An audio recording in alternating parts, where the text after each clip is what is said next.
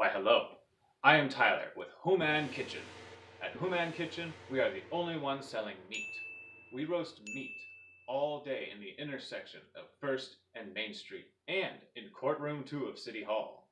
If you are hungry for meat, come down to Human Kitchen and try our daily specials, finger foods and patty pate. We roast meat freshly on the hour from freshly slaughtered sources. If you are hungry for meat, come down to Human Kitchen. Or, if you are down on your luck, come down to Sister of Mercy Church in downtown, where our priests can help you through the meat donation process. Human Kitchen. We'll roast you up a leg and an arm, and it will only cost you an arm and a leg.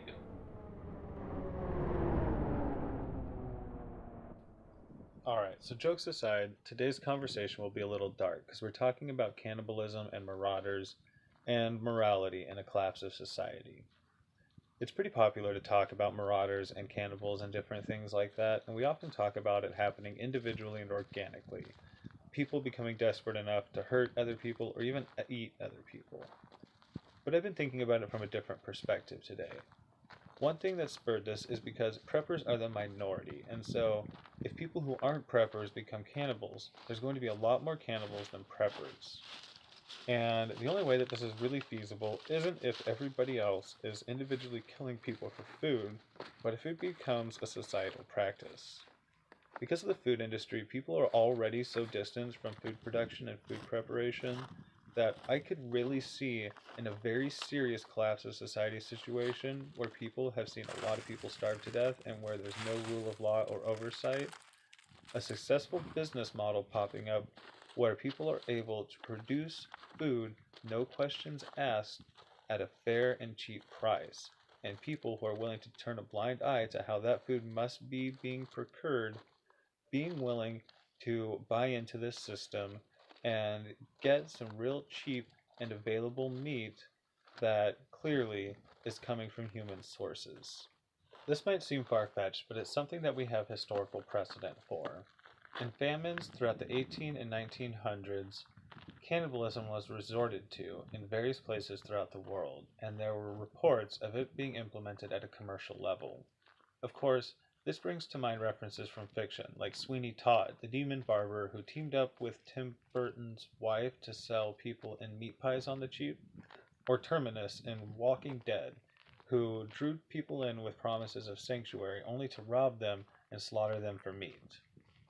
Returning to historical precedent, we do have context for how people get a hold of other human beings for dark purposes. The slave trade has always found ways to provide itself with humans, whether this be by paying people to kidnap others, or people selling others like family members or themselves into slavery in order to increase their own or the remaining family members' financial position. It is not far-fetched to imagine that some people will sell family members or themselves as food in order to better the positions of others. Now, it's one thing to speculate about these kinds of things, but it's not really relevant unless we tie it in to our perspectives as preppers, because most of us prepare specifically to avoid such desperate situations and indeed to avoid places where that kind of thing's happening at all. But it does bear thinking about to consider not how far you're willing to go in a desperate situation, but what lines you're not willing to cross, how far you aren't willing to go in the name of survival. What aren't you willing to do, even if not doing it puts you at a severe disadvantage or eventually in a position where you die? Because everything that we do, even today, could affect our eventual survival. And indeed, this is something I wonder about with people who are willing to steal in a desperate situation. If they're preparing for those desperate situations now, are they willing to steal nowadays when things are more prosperous and more abundant? Or are they not simply because they're more likely to be caught and not be able to prepare? Some preppers go into credit card debt thinking that it won't matter in a lot of situations, and that may be true, but many preppers choose to stay completely debt-free even if it hinders their ability to prep. And these considerations are very interesting to me, along with the ones that involves somebody preparing to take advantage of others in a collapse type situation. The dark prepper, as corny as the idea might be. Again, most preppers are very moral people, but we do have to recognize that a certain subset of the population is proactively immoral and seeks to take advantage of or harm others, and these people may be aware of the disasters that may be coming and preparing themselves. This brings to mind the book Lucifer's Hammer, in which a group of organized criminals prepared for an asteroid strike on the Earth by organizing in a warehouse with guns and trucks and fellow gang members, and when chaos set in, went forth in a convoy to be a pre-organized group of marauders. And these groups would be far more dangerous than the ragtag bands that we often imagine forming in a collapse type situation. Indeed, I have a level of certainty that in some of the darker forums of the internet, people actively talk about ways to take advantage of the sheeple when the crap hits the fan. People who live on the outskirts of society and can't wait for the opportunity to take advantage of it in ways that they feel they themselves have been taken advantage of. Now again, the prepper might say, how does this affect me? I stay far from these people and I'm prepared for any threat that may come my way. And if that's true, that is great. But we need to consider that these people will be a rarer and more dangerous threat because they have been preparing, maybe even from today, specifically knowing what preppers do to defend themselves and preparing to overcome those obstacles. These are people who, instead of bugging in and isolating themselves from society, have excelled in dealing with the situations that arise when they attack people like you.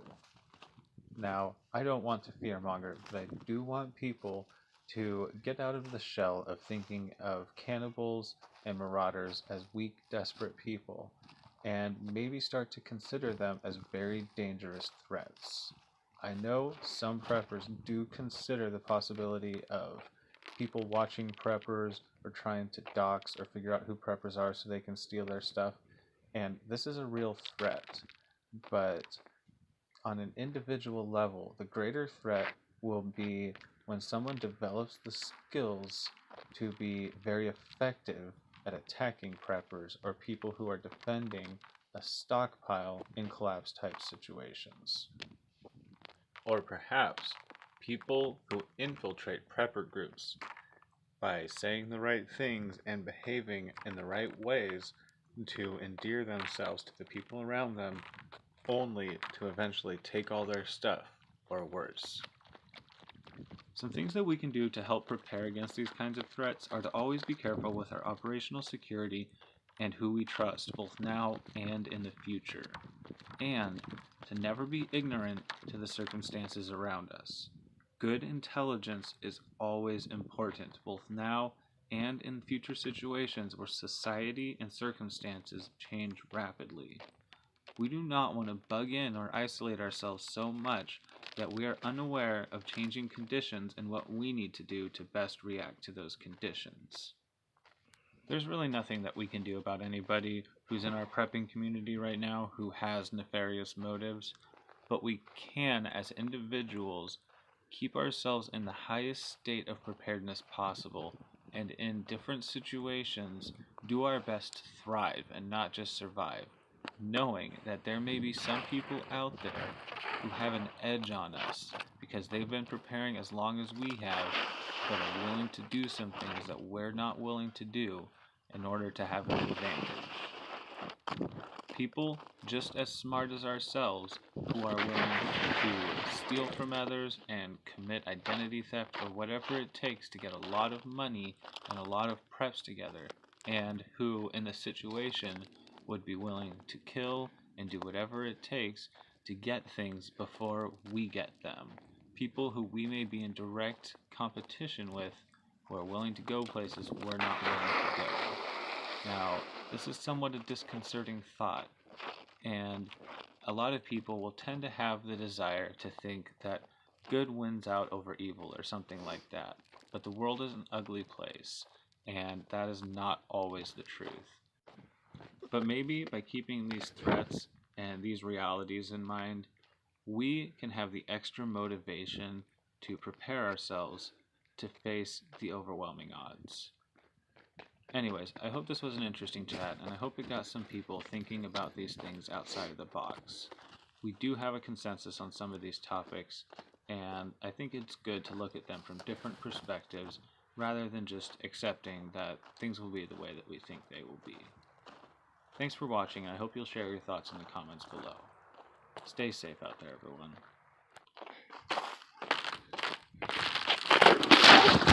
That happened.